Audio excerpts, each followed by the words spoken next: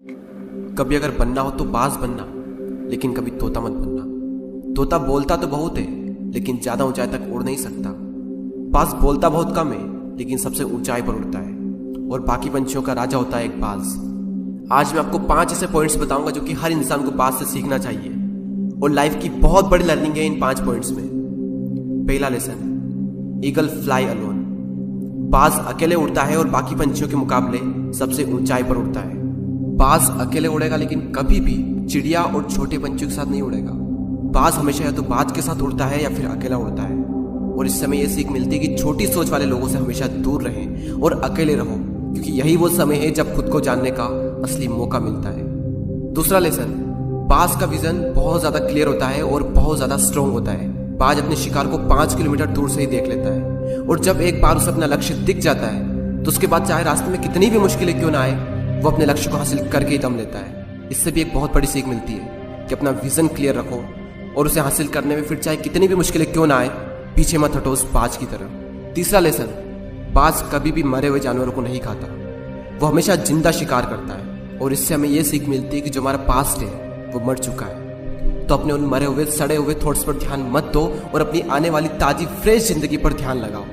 अपने पास्ट की पुरानी यादें जो तुम्हें तंग करती है, उन्हें वही रहने दो जहां पर उसकी जगह है, और तुम्हारे पास्ट की जगह है तुम्हारे पास्ट में, उसे वर्तमान में जगह मत दो। क्योंकि एक बार अगर तुम्हारा पास्ट तुम्हारे प्रेजेंट में आ गया, तो तुम्हारा पास्ट तुम्हें कभी प्रेजेंट में नहीं रहने देगा।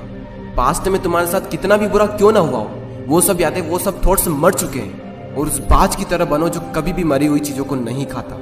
चौथा लेसन, जब आंधी तूफान आते हैं तो बाज बहुत ज्यादा एक्साइटेड हो जाता है। जब बारिश होती है तो सारे पंछी छिपकर बैठ जाते हैं, लेकिन बाज को बड़ा मजा आता है। जब तेज हवाएं चलती है तो बाज उन हवाओं के सहारे और तेजी से ऊपर की ओर उठता है, और ऊपर उड़ते उड़ते इतना ऊपर उड़ जाता है कि बादलों से भी ऊपर पहुंच जाता है। और इससे भी एक बहुत बड़ी सीख मिलती है कि मुसीबत में मजा ढूंढो। और नेपोलियन हिल ने एक बार कहा था कि हर बड़ी चुनौती अपने साथ में एक बहुत बड़ा अवसर लेकर आती है। तो उस बाज की तरह तुम भी अपने अवसर को पहचानो, और जिस दिन तुमने अवसरों को पहचान लिया तो सारी मुश्किलें तुम्हारे नीचे होगी और तुम उन मुश्किलों के ऊपर होगे।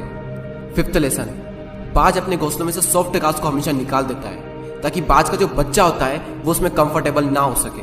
क्योंकि अगर वो घोंसले में कंफर्टेबल हो गया तो वो वहीं रहना पसंद करेगा, लेकिन बाज ऐसा कभी होने नहीं देता।